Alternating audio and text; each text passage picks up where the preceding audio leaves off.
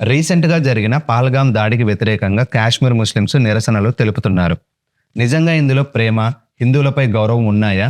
ఒకప్పుడు ఇండియన్ సైనికులపై రాళ్లు రువ్విన ఇదే ప్రజలు ఇప్పుడు ఇలా మారిపోయారా? ఇండియా వద్దు, పాకిస్తాన్ వద్దు అన్న కాశ్మీర్ ఇప్పుడు హిందువుల కోసం నిలబడిందా? అసలు కాశ్మీరీస్ ఏం కోరుకుంటున్నారు? లేట్ చేయకుండా వెంటనే తెలుసుకుందాం. నమస్తే, వెల్కమ్ టు పినాకీ టాక్స్. అమెరికాలో 9/11 ఉగ్రవాదుల దాడి తర్వాత అప్పటి అమెరికా ప్రభుత్వం ఉగ్రవాదంపై పోరుకు ఒక చట్టం తెచ్చింది. అదే పేట్రియాట్ చట్టం.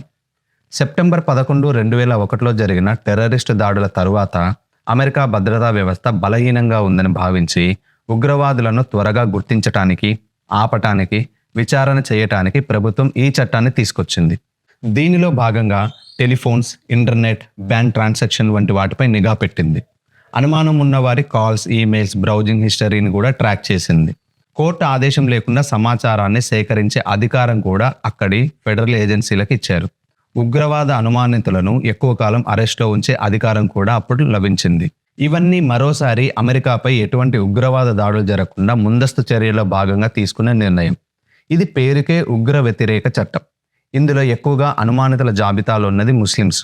అవును, అమెరికాలో ఉండే ముస్లిమ్స్తో పాటు ఆ దేశానికి వచ్చే ఇతర దేశాల ముస్లిమ్స్ పైన కూడా అత్యంత పకడ్బందీగా నిఘా పెట్టారు.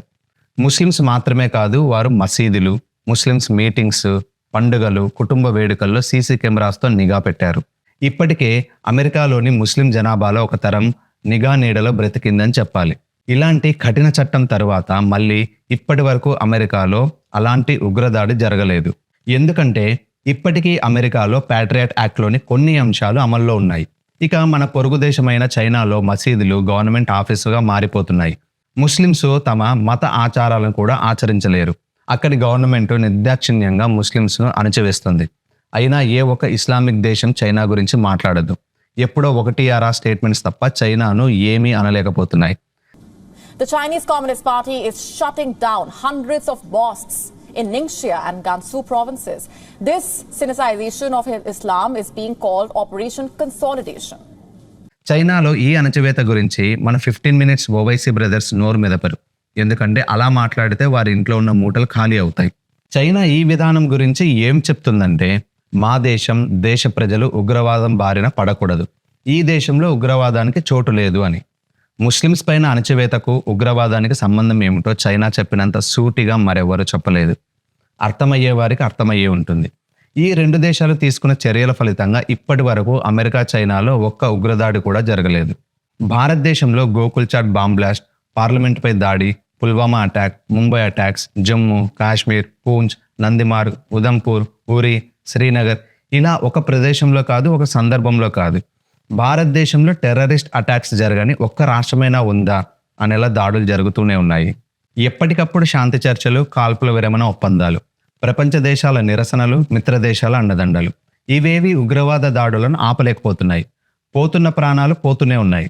భారతదేశానికి కూడా అమెరికా ప్యాట్రియాట్ యాక్ట్ లాంటిది అవసరమా? ఒక్కసారి ఇక్కడ నుంచి జాగ్రత్తగా వినండి. మనం ఉంటున్న దేశం ఎలా ఉందో మీకే తెలుస్తుంది. జమ్మూ కాశ్మీర్లో ఉగ్రవాద దాడులు కొత్తేమీ కాదు. కాకపోతే మతాన్ని అడిగి మరీ చంపడం ఇదే మొదటిసారి. ఈ ఉగ్రవాదులు పక్క దేశం నుంచి వచ్చినా ఈ దేశంలోని వారి సహాయం లేకుండా ఇది సాధ్యం అవుతుందా అనే ప్రశ్నకు సమాధానం వెతకాలి. రీసెంట్గా జరిగిన పహల్గామ్ దాడికి వ్యతిరేకంగా కాశ్మీర్ ముస్లింస్ నిరసనలు తెలుపుతున్నారు. నిజంగా ఇందులో ప్రేమ, హిందువులపై గౌరవం ఉన్నాయా? ఒకప్పుడు ఇండియన్ సైనికులపై రాళ్లు రువ్విన ఇదే ప్రజలు ఇప్పుడు ఇలా మారిపోయారా?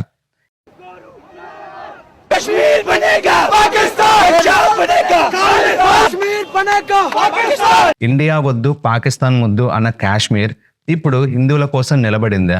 అసలు కాశ్మీరీస్ ఏం కోరుకుంటున్నారు? వారు ఇండియా అని ఎందుకు మాట్లాడరు? ప్రపంచమంతా ఉగ్రవాదిగా గుర్తించిన వ్యక్తులు చనిపోతే కాశ్మీర్లో ఎందుకు సంతాప దినాలు, గౌరవ నివాళులు, బందులు? లేట్ చేయకుండా వెంటనే తెలుసుకుందాం. 2013లో అఫ్జల్ గురును ఉరి తీశారు. 2001లో పార్లమెంటుపై జరిగిన దాడిలో ప్రధాన పాత్రధారుడు ఇతన్ని ఉగ్రవాదిగా నిర్ధారించి ఉరి తీసినప్పుడు కాశ్మీర్లో గొడవలు జరిగాయి. 24 hours after the hanging of Afzal Guru, there is a sense of palpable unease in the valley. The political balance in the state has tilted and separatists are itching to use the hanging as a tool to incite passions. Already, almost 40% of the people have been hurt in clashes in the valley. Authorities have clamped curfew in major cities and towns as police and paramilitary in full battle gear have fanned out to preempt any protests. Afzal గురు మాత్రమే కాదు, Burhan వని హిజ్బుల్ ముజాహిదీన్ అనే ఉగ్రవాద సంస్థలో commander. ఇతను భారతీయ సైనికుల ఎన్కౌంటర్లో చనిపోయాడు. ఇతన్ని కాశ్మీర్లో ఒక వీరుడుగా చూస్తారు. బుర్హాన్ వల్ల ఎంతో మంది అమాయక ప్రజలు చనిపోయారు. అలాగే భారతదేశ సైనికులు కూడా చనిపోయారు. జమ్మూ కాశ్మీర్లో ఆందోళనలు కొనసాగుతున్నాయి. కుల్గాంలో పోలీసులు జరిపిన కాల్పుల్లో 3 మృతి చెందారు. భద్రతా దళాల ఎన్కౌంటర్లో ఉగ్రవాది బుల్హాన్ చనిపోవడాన్ని జీర్ణించుకోలేకపోతున్న వేర్పాటువాదులు ఎన్కౌంటర్లను నిరసిస్తూ కాశ్మీర్ బంద్కు పిలుపునిచ్చారు. శ్రీనగర్లో భారీ ర్యాలీ నిర్వహించారు. ఈ సందర్భంగా విధ్వంసాలకు తెగబడ్డారు ఆందోళనకారులు. అడ్డుకోవడానికి యత్నించిన పోలీసులపై రాళ్లు రువ్వారు. దీంతో అక్కడ పరిస్థితి ఉద్రిక్తంగా మారింది.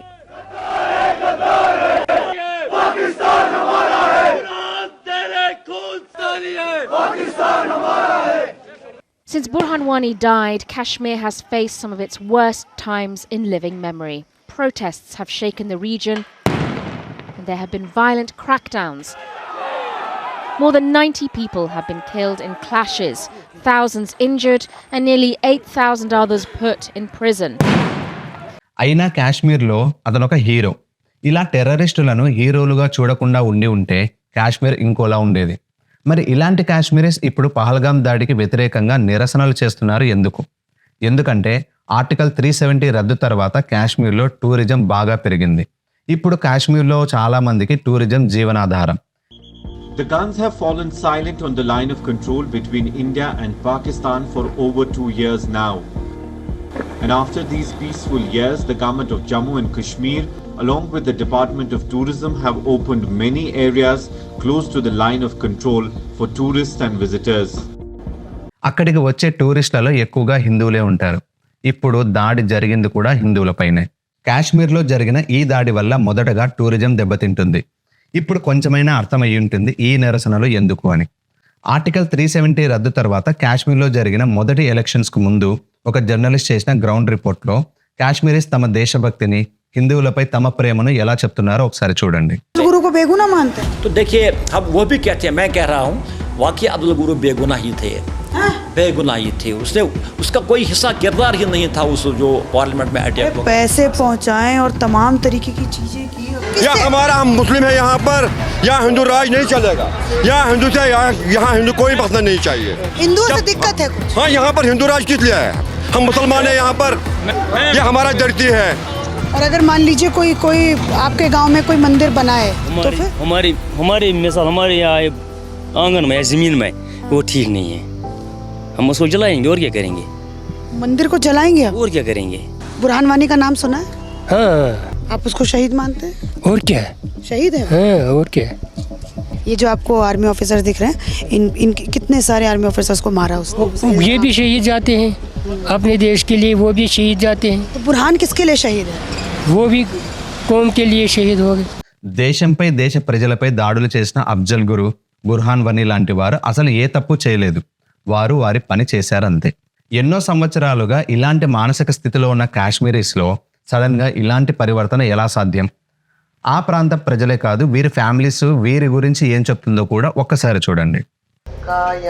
बुरहान जैसे जो और बच्चे हैं कश्मीर के, उनका मकसद क्या है? हिंदुस्तान से आज़ादी बुरहान का ही नहीं है, ये सबों का मकसद है। आपका भी? हमारा भी। हमारे मजहब में जो इस तहरीक में मरेगा, जुल्म सितम से, हिंदुस्तान की गोली से वो मरता नहीं, वो ट्रांसफर होता है इस दुनिया से अगले दूसरी दुनिया में। मेरा बेटा गोली से मरेगा? हाँ, थोड़ा तकलीफ होती है, लेकिन फिर इस्लाम हमें याद दिलाता है कि पहले खुदा फिर बेटा, पहले कुरान फिर बेटा, पहले मोहम्मद सल्लल्लाहु अलैहि वसल्लम फिर बेटा। తెలంగాణ, గుజరాత్, మహారాష్ట్ర, మధ్యప్రదేశ్, బెంగాల్, గోవా, కర్ణాటక, తమిళనాడు, కేరళ ఇలా చెప్పుకుంటూ పోతే హిందువులపై దాడులు జరిగిన వందల సంఘటనలు మనకు కనిపిస్తాయి. రీసెంట్గా బెంగాల్ ముర్షిదాబాద్లో హిందువులపై జరిగిన దాడుల గురించి అందరికి తెలిసే ఉంటుంది.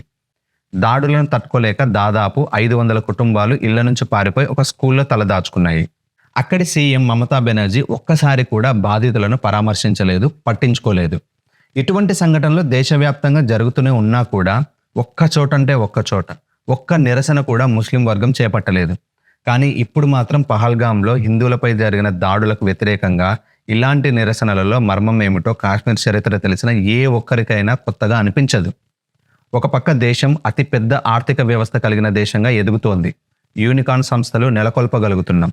వేగంగా అభివృద్ధి చెందుతోంది. మనం కూడా వేగంగా అభివృద్ధి చెందుతున్నాం. ఇవన్నీ మన దేశంపై ఉగ్రవాద దాడులను ఆపలేకపోతున్నాయి. ఇలాంటి దాడులు జరిగినప్పుడు దౌత్య మార్గాల్లో ఆర్థిక ఆంక్షలతో అవసరమైతే సర్జికల్ స్ట్రైక్స్తో సమాధానం చెప్తున్నాం. ఇవన్నీ ప్రాణాలు పోయిన తర్వాత మాత్రమే జరుగుతాయా? ముందుగా ఇలాంటివి జరగకుండా ఆపలేమా? దేశం ముందుకు వెళ్ళాలి. అంతకంటే ముందు దేశంలో ఉన్న దేశ వ్యతిరేక భావజాలాన్ని, అలాంటి మనుషులను, అది ఎవ్వరైనా సరే కఠినంగా శిక్షలు అమలు చేయాలి. అలాంటి భావజాలాన్ని మార్చాలి. అమెరికా, చైనా సరిగ్గా ఇలాంటి పనులే చేస్తున్నాయి. అక్కడి ప్రభుత్వాలతో పాటు అక్కడి ప్రతిపక్షాలు కూడా దేశ భద్రతలో ఎలాంటి ఉదాసీనత చూపించరు. అధికారంలో ఎవరు ఉన్నా వారి మొదటి ప్రాధాన్యత దేశానికే. ఈ దేశం అంటే ఇష్టం లేని వాళ్ళను దయా కనికరం లేకుండా పంపించివేయాలి.